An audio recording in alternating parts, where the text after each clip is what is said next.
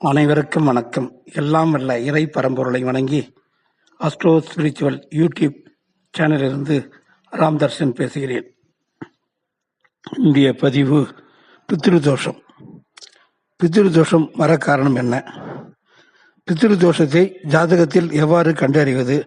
அதற்கான பரிகாரங்கள் என்னென்ன?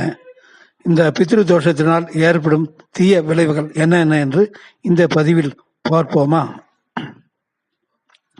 பித்ருதோஷம். தோஷத்தில் மிக கொடிய தோஷம் பித்ருதோஷம்.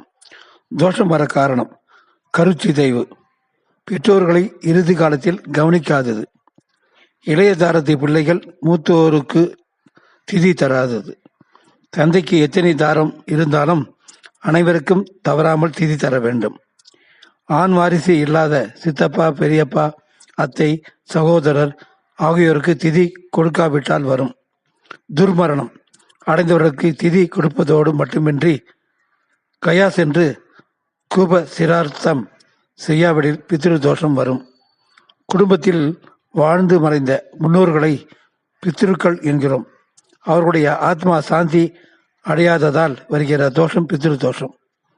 பித்ருதோஷம் ஜாதகத்தில் எவ்வாறு கண்டறிவது?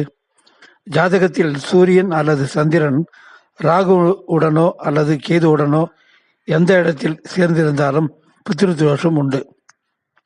அதற்கு என்ன பரிகாரம் செய்ய வேண்டும் பார்ப்போமா? அதற்கான பரிகாரம் திலகோமம் செய்வதும் திதி கொடுப்பதும் இந்த தோஷத்திற்கு பரிகாரமாகும். திலக் ஹோமம். குடும்பத்தில் யாரேனும் விபத்துகளில் இறந்திருந்தாலோ அல்லது தற்கொலை செய்து கொண்டிருந்தாலோ மற்றும் திலக் ஹோமம் செய்ய வேண்டும். அனைவரும் இயற்கை மரணம் அடைந்திருந்தால் திலக் ஹோமம் செய்ய வேண்டியது இல்லை. தோஷத்தினால் ஏற்படும் தீய விளைவுகள். இந்த பித்ருதோஷம் உள்ளவர்களுக்கு திருமணம் நடக்காது அல்லது மிகவும் தாமதமாக நடக்கும், விவாகரத்து ஏற்படலாம், அல்லது அந்யோன்யம் இராது அல்லது குழந்தை பாக்கியம் இருக்காது. ஒரு சிலருக்கு கடுமையான உடல் உபாதை, மனநோய் காரணமாக தாம்பத்திய வாழ்க்கை பாதிக்கும். ஒரு சிலருக்கு பலமுறை திருமணம் நடக்கவும் வாய்ப்புண்டு. கலப்பு திருமணம், ரகசிய திருமணம் நடக்கவும் வாய்ப்புண்டு.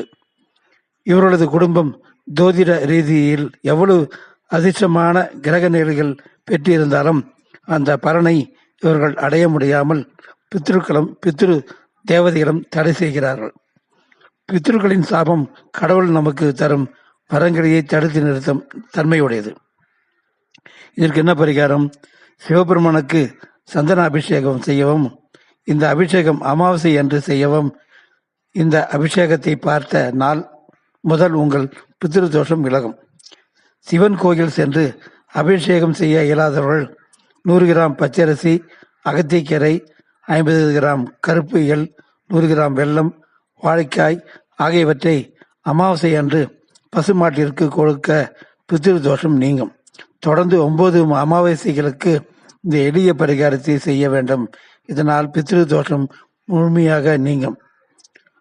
அது இல்லாது தந்தை தாயை போல் வயதான அநாத மக்களுக்கு, அநாதை ஜனங்களுக்கு அன்னதானம் செய்வதும் நல்ல பலனை கொடுக்கும். அது இல்லாது ராமேஸ்வரம், காசி, புத்தகயா சென்று அதை சிராத்தம் திதி தர்ப்பணம் செய்து வழிபட்டு வர வேண்டும்.